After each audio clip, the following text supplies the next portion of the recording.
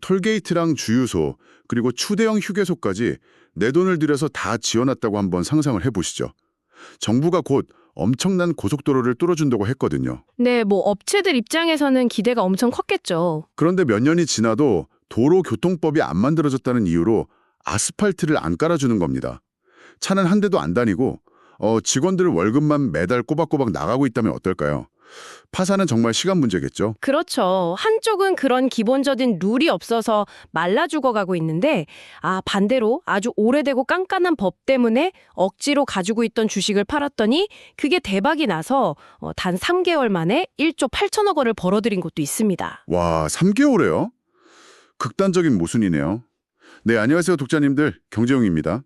2026 4월 9일 오늘 살펴볼 서울경제신문 금융면 기사들이 바로 이 두 가지 상반된 세계를 아주 적나라하게 보여주고 있습니다. 네, 맞습니다. 오늘 독자님들과 함께 가상자산 시장이 겪고 있는 끔찍한 생존 위기, 그리고 그 전통금융의 상징인 삼성생명이 터뜨린 역대급 잭팟, 이 두 가지 현상의 이면을 아주 깊숙하게 파헤쳐 보겠습니다. 기자님, 방금 제가 오프닝에서 톨게이트 이야기를 했는데 지금 국내 블록체인 기업들 상황이 딱 이렇지 않나요? 네, 그 톨게이트 비유가 지금 업계의 뼈아픈 현실을 그대로 찌르고 있습니다. 우리가 흔히 가상자산 업계라고 하면 매일 수수료 수익을 내는 업비트나 빗썸 같은 대형 거래소만 생각하기 쉽잖아요. 보통 그렇죠. 코인 사고 파는 곳이니까요. 사실 하나의 거대한 생태계가 굴러가려면 지갑, 결제, 수탁, 데이터 분석 같은 그 인프라 기술 기업들이 반드시 밑바탕에 깔려 있어야 하거든요. 거래소 뒤에서 시스템을 받쳐주는 회사들 말씀이시군요. 맞습니다. 문제는 디지털 자산 기본법 제정이 하염없이 지연되면서 이 인프라 기업들이 문자 그대로 고사위기에 처했다는 겁니다. 서울경제신문 기사에 언급된 BPMG라는 회사의 사례를 보면 지금 상황의 심각성을 알 수 있죠. BPMG요? 인터넷은행 K뱅크랑 같이 스테이블 코인 인프라를 구축하려던 그 회사 말씀이신가요? 네, 정확합니다. 원래는 올 상반기에 관련 법안이 통과될 거라는 전제하에 무려 20명의 개발 인력을 투입해서 글로벌 송금 프로젝트를 야심차게 준비하고 있었습니다. 세상에, 개발 인력 20명이면 웬만한 중소 IT 기업 입장에서는 정말 사활을 건 투자 아닙니까? 그렇죠. IT 기업은 사실상 인건비가 지출의 전부잖아요.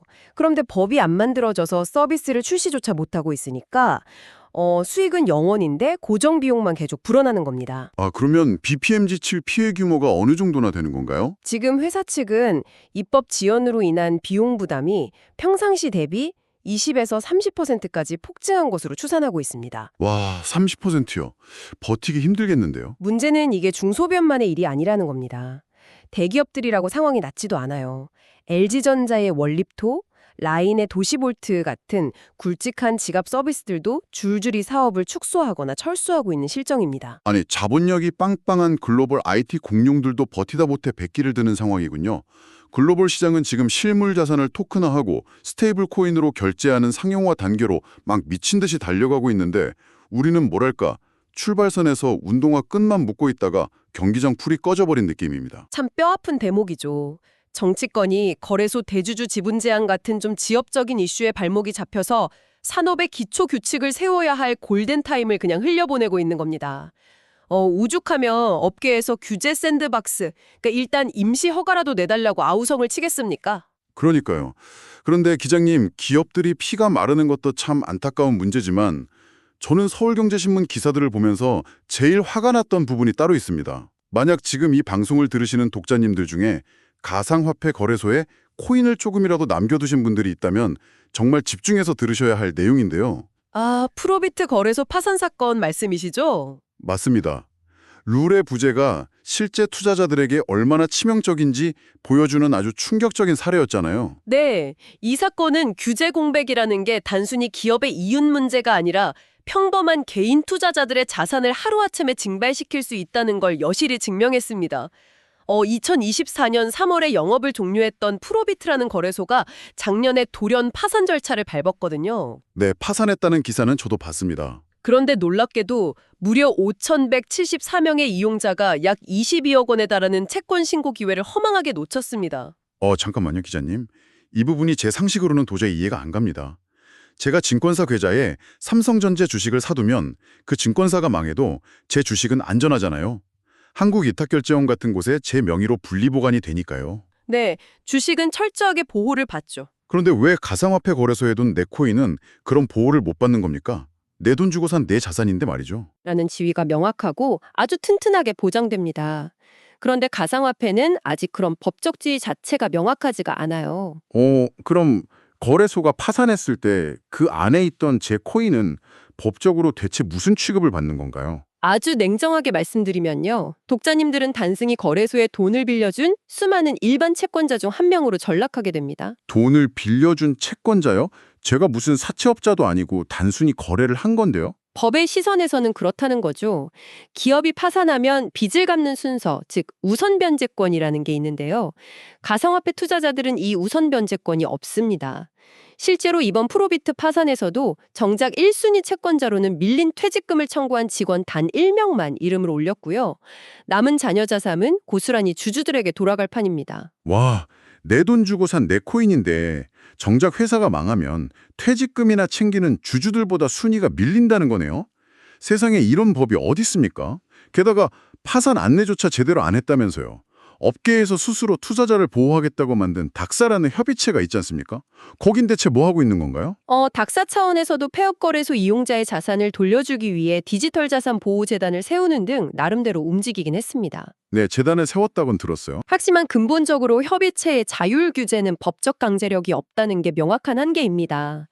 게다가 레퍼럴 마케팅이나 가상화폐 투자자 문업 같은 영역은 아예 법의 테두리 바깥에 덩그러니 방치되어 있죠. 법안에 깃그림이 나왔다는 단독 보도가 있었습니다. 이른바 디지털 자산 기본법 통합안인데 이게 통과되면 시장의 룰이 어떻게 잡히는 건지 좀 구체적으로 뜯어볼까요? 네, 드디어 회색지대에 있던 두 가지 거대한 축, 실물 연계 자산과 스테이블 코인이 제도권의 언어로 번역되기 시작했습니다. 먼저 실물 연계 자산, 즉 RWA는 자본시장법상 관리형 신탁을 전제로 발행을 허용하기로 방향을 잡았습니다. 용어가 조금 어려운데요. 관리형 신탁이라는 게 쉽게 말해 은행이나 신탁회사 같은 믿을 수 있는 튼튼한 금고에 실물 자산을 먼저 안전하게 가둬놓고 그걸 증명하는 토큰만 찍어내게 하겠다는 뜻으로 이해하면 될까요? 네, 정확합니다. 미국 국채나 부동산 같은 실물이 진짜로 존재하는지, 또 누가 마음대로 빼돌리지 못하게 기존 금융권의 깐깐한 감시 시스템 안에 집어넣겠다는 거죠. 그렇군요. 그럼 아까 BPMG 같은 결제 기업들이 목 빠지게 기다리는 스테이블 코인은 어떻게 됩니까? 스테이블 코인은 외국환 거래법상 하나의 지급 수단으로 간주하기로 했습니다. 이 부분이 사실 아주 흥미로운데요. 사업자들이 별도의 복잡한 가상자산 사업자 등록을 막 하지 않더라도 외환 당국의 관리망 안으로 자연스럽게 포섭되는 효과를 노린 겁니다. 지급 수단으로 인정받는다는 건 예를 들어 독자님들이 해외여행을 가서 밥을 먹고 스마트폰 지갑에 있는 원화 스테이블 코인으로 결제를 해도 예전처럼 막 복잡하게 외환 신고를 할 필요 없이 그냥 신용카드 긁듯이 편하게 쓸 수 있게 된다는 의미일까요? 네, 일상적인 소액 결제라면 그렇습니다. 재화나 용역의 대가로 결제하는 경우에는 외환 신고 의무를 면제해주는 예외의 조항을 두었거든요. 굉장히 편리해지겠네요. 그렇죠. 생활 속의 혁신은 허용하되 거액의 자본 도피나 자금 세탁은 외환 당국이 철저히 통제하겠다는 아주 영리한 접근입니다.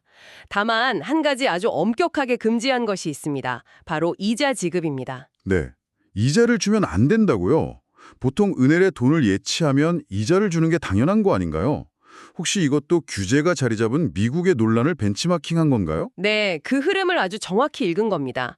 스테이블 코인에 이자를 주기 시작하면 사실상 그건 예금을 받고 이자를 주는 은행과 다를 바가 없어집니다. 뱅크런 같은 위험이 생길 수 있겠군요. 맞습니다. 그렇게 되면 기존의 국가통화 시스템과 은행업 전체를 뒤흔들 수 있는 거대한 파급력이 생기거든요. 그래서 명칭이 적립금이든 할인금이든 이자 성격의 수익은 원천 차단해서 철저하게 통제 범위를 벗어나지 않게 미리 싹을 자른 겁니다. 여기에 중구난방이던 공시체계까지 하나로 일원화하는 방안도 담겼습니다. 자, 이렇게 가상자산 업계는 기초적인 생존 규칙 하나를 만들기 위해 길고 고통스러운 사투를 벌이고 있습니다. 그런데 여기서 분위기를 완전히 전환해 보겠습니다. 규칙이 너무나도 촘촘하고 견고하게 짜여있는 전통금융권. 그중에서도 삼성생명의 상황을 보면 정말 입이 떡 벌어지다 못해 헛웃음이 나올 정도거든요.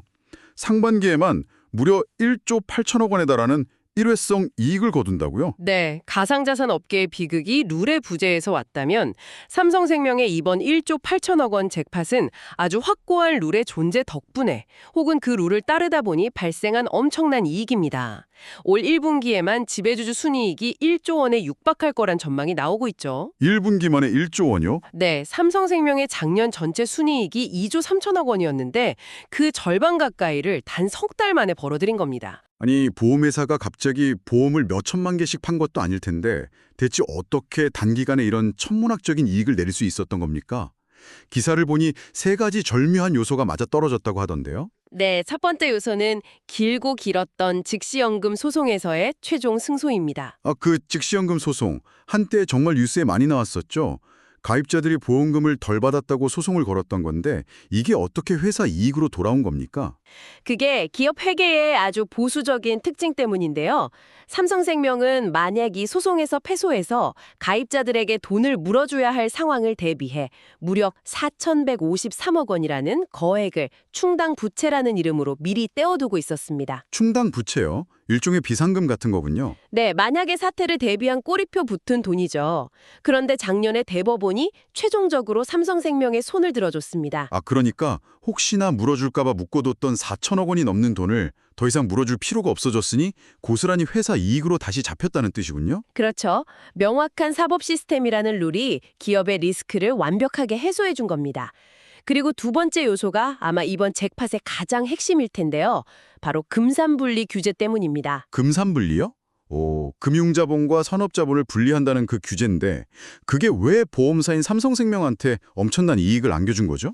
금산분리 규제의 핵심은 고객의 예금이나 보험금으로 운영되는 금융회사가 그 돈으로 제조업 같은 산업회사를 지배하지 못하게 막는 겁니다. 이 엄격한 룰 때문에 삼성생명은 최근에 보유하고 있던 삼성전자 주식 일부를 법적 한도를 맞추기 위해 강제로 처분해야만 했습니다. 잠깐만요. 그럼 삼성생명은 삼성전자 주식을 더 들고 싶어도 규제 때문에 억지로 팔았다는 건가요? 네, 눈물을 머금고 팔았겠죠. 그런데 여기서 엄청난 반전이 일어납니다. 억지로 팔아야 했던 그 타이밍에 마침 삼성전자가 역대 최대 실적을 기록하면서 주가가 폭등한 상태였던 겁니다. 와, 타이밍이 기가 막히네요. 그래서 규제에 등 떠밀려 팔았던 그 삼성전자 주식 매각 대금이 무려 1조 3,020억 원에 달했습니다. 이야기를 쭉 듣다 보니까 정말 기가 막히네요.